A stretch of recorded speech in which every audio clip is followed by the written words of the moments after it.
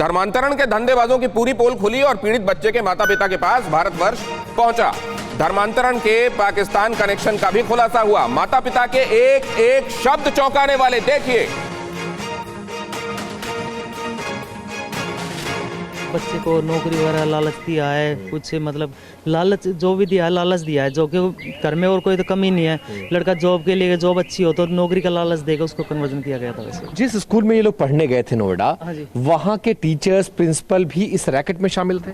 जी बिल्कुल। वहाँ से हमें ना तो हमारे पास बच्चे को जितने मेरे वहाँ से मैंने लिस्ट निकाली है, जितने भी बच्चे जो कन्वर्जन हुए हैं वे, पहली बात यह है कि नोएडा डेफ सिक्योरिटी के पढ़े हुए हैं वे बच्चे सारे। आप लोगों को कब पहली बार पता चला, और जब पहली बार पता चला तो आप लोगों का रिएक्शन क्या था? आप लोगों ने क्या किया?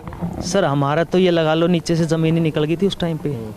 कब की बात है? ये 17 फरवरी की बात है। 2021? नहीं, हाँ, इस 2021 में 17 फरवरी की बात है अभी के। जो लोग पकड़े गए हैं शिक्षक के रूप में, जिस तरह की भूमिका वो अदा कर रहे थे, क्या चाहे? सर इनके पास तो जो देशद्रोह का काम है, तो देश के अंदर गंदगी। शोएब जमाई देख लिया आपने? इफ्तिखार गुज्जर साहब, फौरन बाद आपके पास आ रहा हूं इनका जवाब लेकर। मैं जवाब देता हूं। हाँ, शोएब जमाई इस बोलिए। देश में जो कानून है कि जो धर्म अपना बदलना चाहे, जैसे कोई हिंदू है, अगर मुसलमान होना चाह रहा है, कलमा पढ़ना चाह रहा है, तो उसको एफिडेविट देना, कोर्ट में एफिडेविट देना अनिवार्य हो जाता है।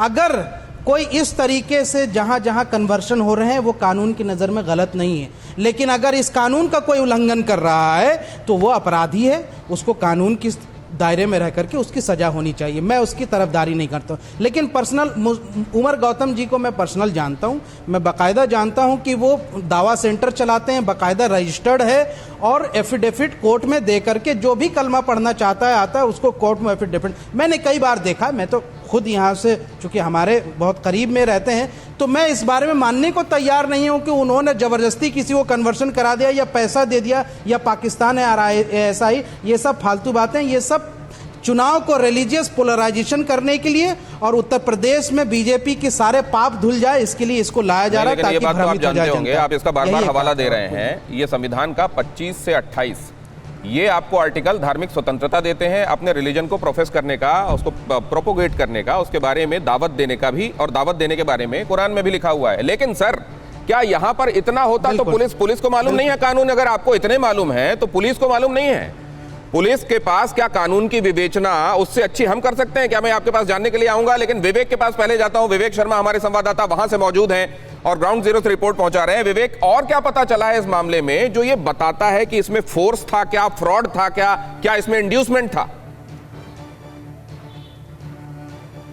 देखिए, फिलहाल पुलिस लगातार इन लोगों से पूछताछ कर रही है और आने वाले समय में कई और खुलासे जो है वो सामने आने की संभावना जताई जा रही है।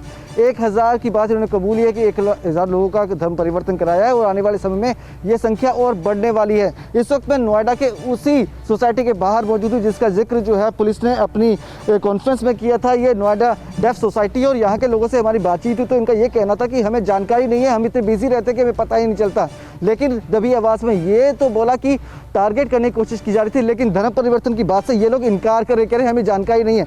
लेकिन पुलिस ने जिस तरह से साफ कह दिया कि इसी सोसाइटी के बच्चों का धर्म परिवर्तन जो है वो जबरन करवाया जा रहा था, धमकाया जा रहा था या फिर लालच दिया जा रहा था, किसी ना किसी तरीके से धर्म परिवर्तन कराया गया है और पुलिस के सामने ऐसी केस स्टडी जो है वो भी सामने आई है।